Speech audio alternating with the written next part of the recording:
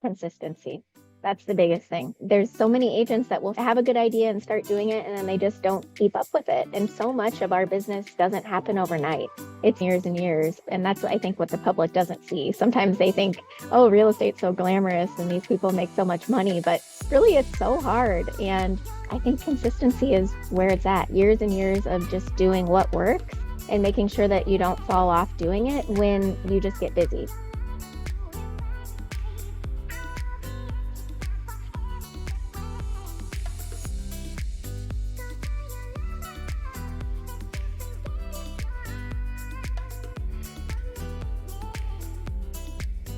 Welcome to the Raquel Show. This show is for entrepreneurs who want to play bigger in business and in life. And as many of you guys know, I love bringing people who love to play bigger on the show. And today I have a very special guest who I have had front row seat to her growth and had seen her grow in so many ways these past few months.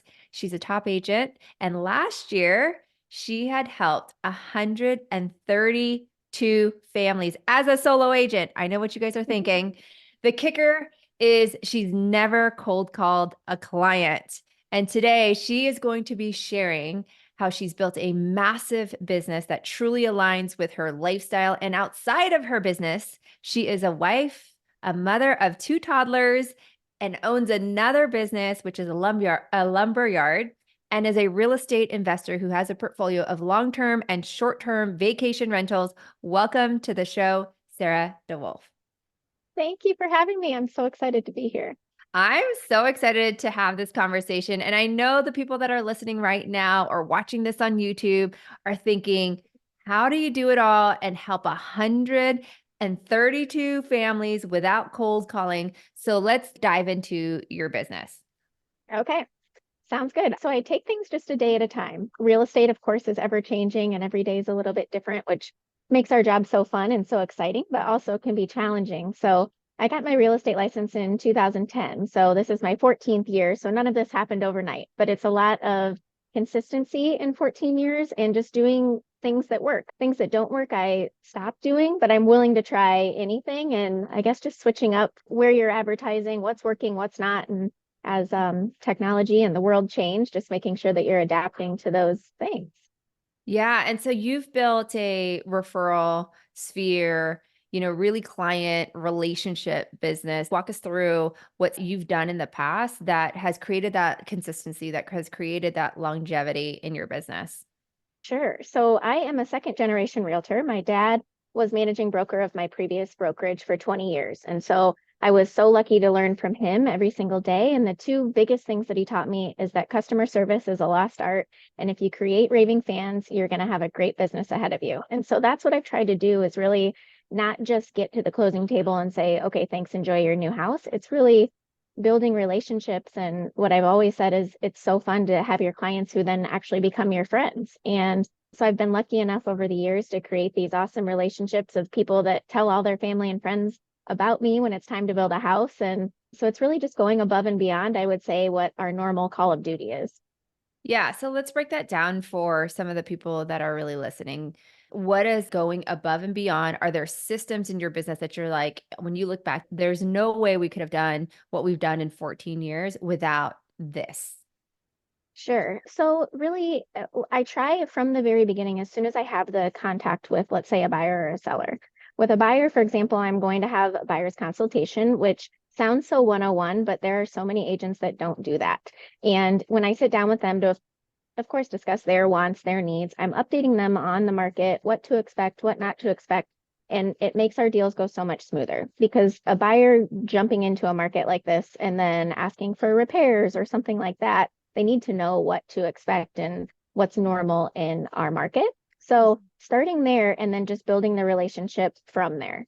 It's never ever about the paycheck. It's about what they want, what they need in the relationship with them. So I guess there's several things along the way that has always worked, but I've never cold called. And that's just because I've been able to work my sphere with doing client events or mailers or things like that, that just touching base with them. And it's not your typical postcard. I try to do things that they will keep.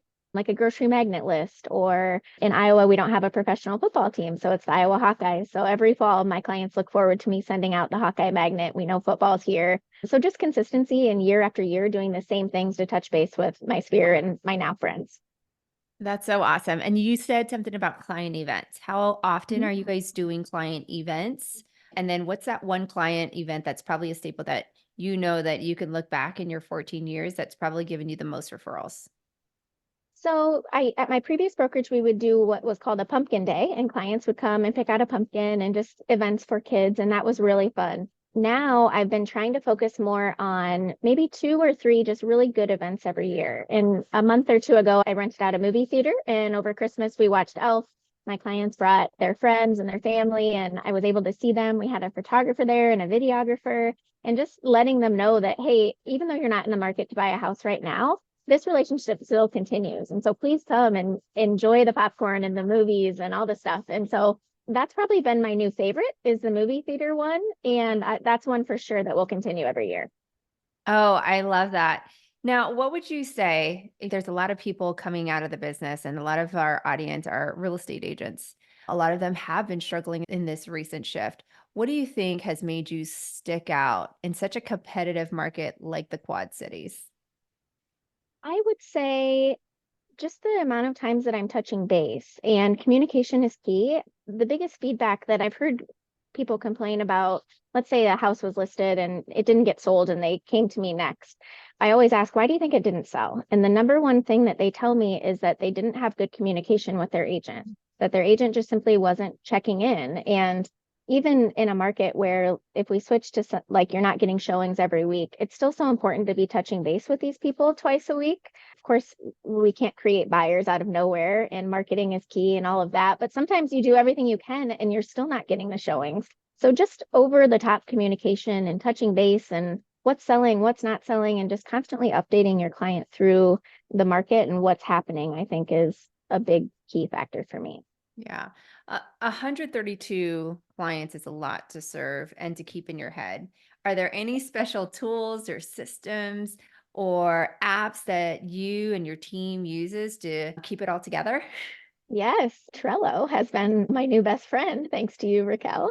And so within my office and my assistant, we have a board and we keep track of everything on there. So if there's little things that I'm forgetting to do or need to do, that's on my Trello board. I also have a real estate app that's local to the Quad Cities. And so it's similar to a Zillow or a realtor.com, but just local to the Quad Cities so that my clients are able to download that and search. And then, of course, I'm not selling their data back like Zillow or realtor.com is, but it's a way for me to see what houses they're looking at and what they like, because from there, I'm able to get a feel for what they might be looking for in the event that I hear of a new listing coming soon.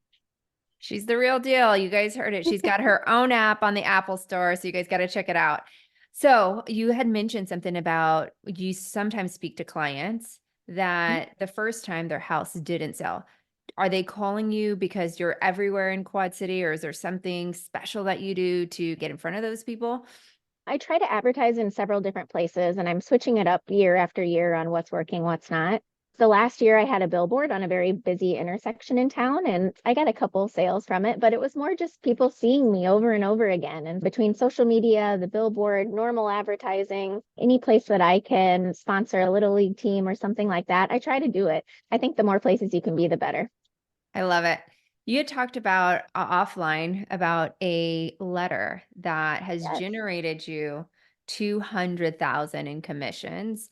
Let's talk about that. What's that letter method in your business? I'd love for you to share it with our audience. Sure. So it's in 2010, it was a much different market than it is today. And as a brand new agent, it was hard. And I thought, what can I do? I didn't have a lot of money to spend on lead generation. And so I created this letter that is an expired listing letter. So every Tuesday, I go back 1 week on our MLS to see what listings didn't sell and expired.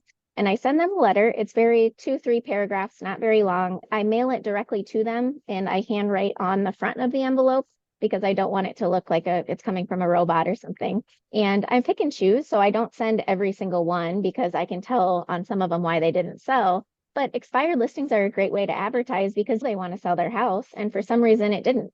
People's circumstances change, so it's not always, but one thing I've noticed with it is when I send them out, I might not get a call that week from them, but they hang on to the letter. And then 3 or 4 or 6 or even 2 years down the road when they're ready to sell again, they're reaching out to me and said, "Hey, we got this letter. We're interested to see what you say." And so I would say it's not 20 a year that I get, but it's 2 or 3 that certainly pays for the postage because it's not very expensive to do. But it's been a great tool for me to get new listings, which listings are key. Any way that you can get listings for a reasonable cost, I think is a great way to advertise.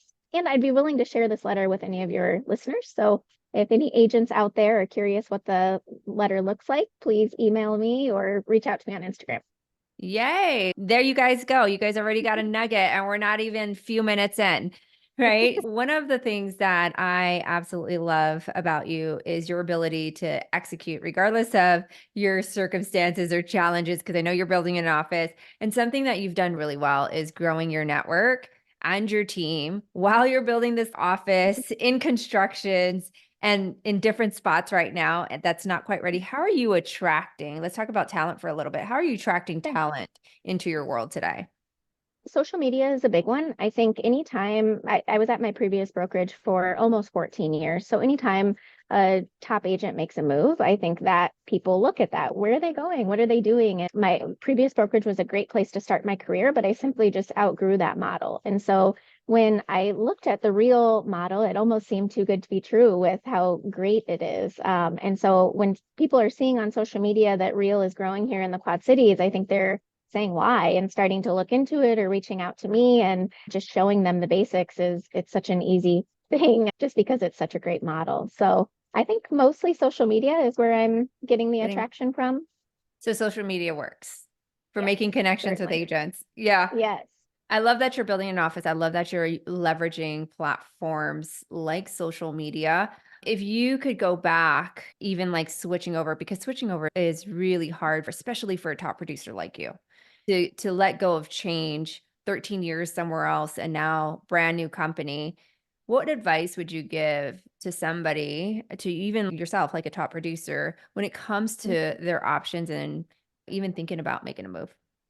I would say that to really trust in yourself and to be your own brand. I see a lot of agents that are at bigger brokerages and they're shadowed by their big name. But really, as a realtor, you own your own business. And I don't know that previously I was really thinking of myself that way. I simply was just an agent at X company and selling everything I could. And to really bet on yourself, I think is the best thing that you can do and grow your own personal brand. And I wish that I would have started that sooner.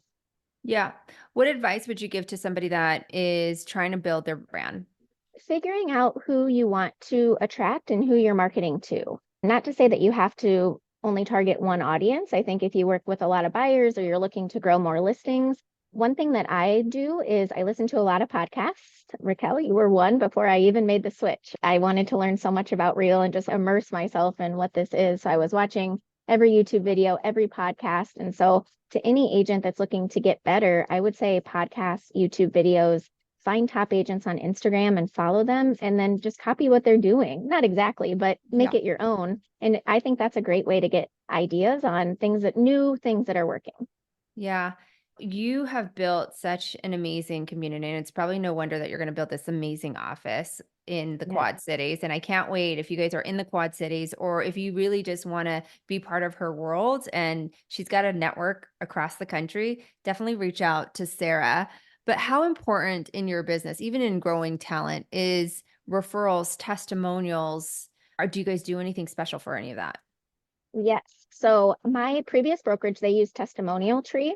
And when I left, of course, I didn't get all those reviews that I had on there. And I think I had 100 and something. So very quickly, I realized that I wish that I would have started my Google business page sooner. I had one, but I wasn't really pushing for reviews. So one thing I recently did was I sent a postcard out to my sphere and my clients and said, I am looking for Google reviews. I'm celebrating my 14th year in business. Here are X prizes. So I had a Blackstone, a Solo stove, Stanley cups, just cool things. And I said, if you leave me a review, I'm going to do a drawing and we'll draw for these prizes. I ended up getting 72 5-star reviews on my Google page. And so although I spent maybe $1,000 on these prizes, I think that's easily going to pay for itself with the amount of reviews that I got.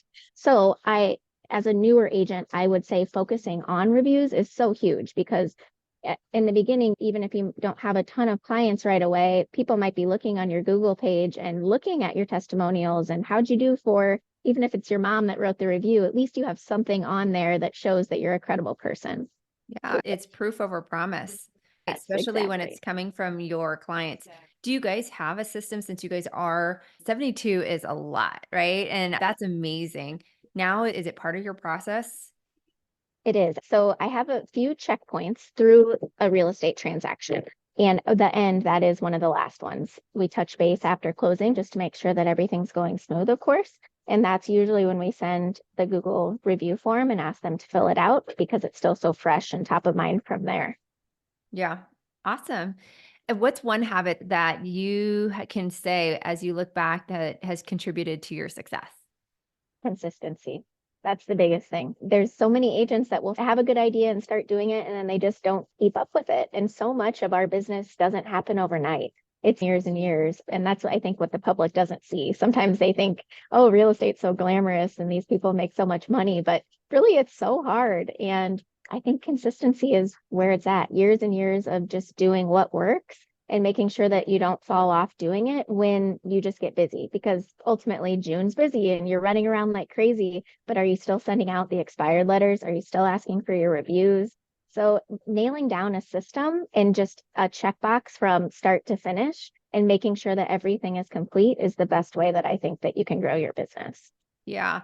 I'm listening to you and you're definitely consistent, but I want to also mention that how do you do that with all the things that you've got going on? You got toddlers, right? And they can throw you off your schedule. You've got another business that can throw you off your schedule. So like when you do get off your schedule, how do you get back? Or is it like, this is it, I'm doing this, nothing else ever distracts me? No, yep. There's everyone has off days, of course. I have a full-time licensed assistant who is absolutely amazing. She doesn't sell, but she does all the behind the scenes things. And so if I get in a bind or my 3-year-old's sick, Carrie's jumping in to make sure that I'm not having to cancel any appointments.